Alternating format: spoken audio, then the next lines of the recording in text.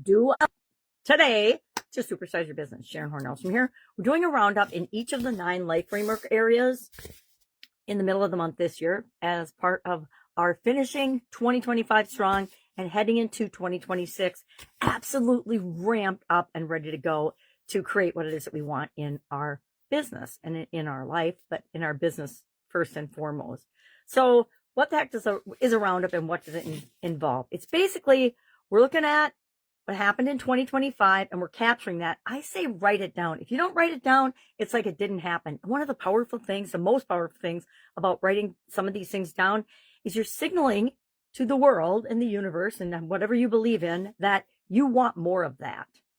And that's one of the most powerful things. My dad taught my sisters and I, when we were little girls, to write down our goals. Write down what it is that you want. You don't have to show anybody. You don't have to tell anybody even.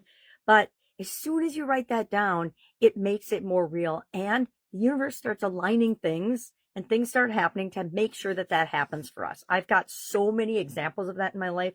It's a little bit mind-boggling. And here's the rub.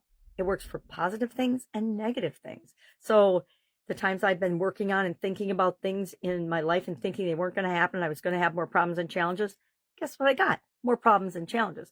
But when I switch gears and focus on just the outcome, the next step to getting there always shows up. At least it does for me, and I guarantee it does for you too. So what are the 4 things we're going to look at as part of today's challenge? And it takes maybe 5 minutes to get this done. So if you're telling yourself, I don't have time to do this, take half an hour and do it, and really put your heart into it. All right, first thing we're going to look at, what kind of wins do we have physically for our business during the past year?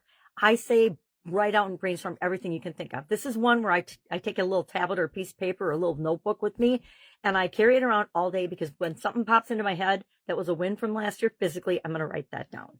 And we want to get a bunch of these. Why? Because it signals to the world at large that we are here, we are winning, we are identifying with being a winner, and we're going to create more wins in our business and in our life.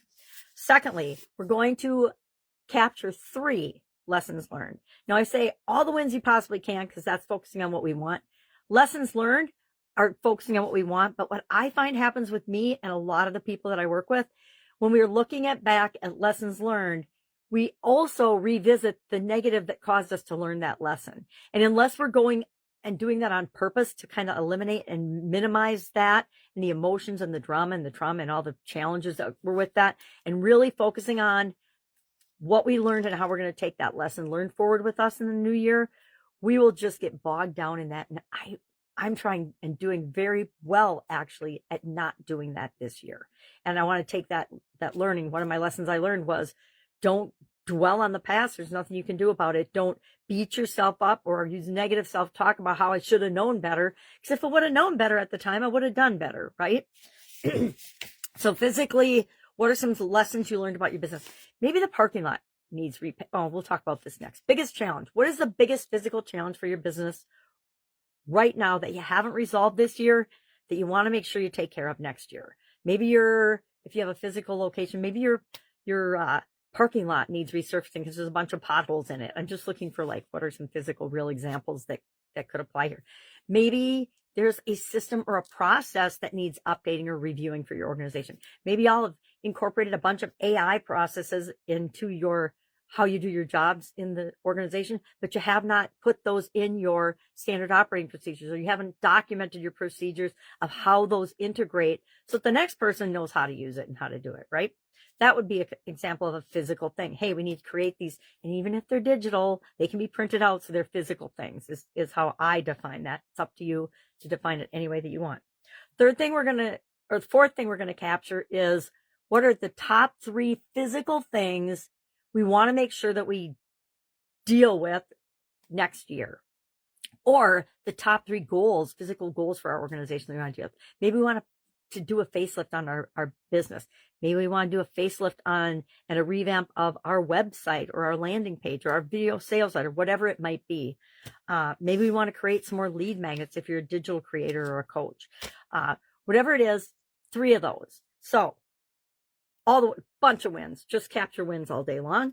3 lessons learned, biggest challenge, and 3 things you want to take into the new year as three items. Maybe there's 3 lessons learned that you learned this year that are so powerful and so good and have had such a positive impact on you and your organization.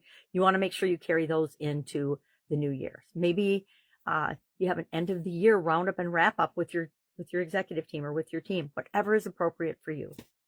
Maybe you just map out, 15 minutes to half an hour for yourself and do this. And then talk to a couple other people about it and see if they, have the same feelings about it and emotions and thoughts about how the year went and how you want to go and lead and become the supersized version of your business next year.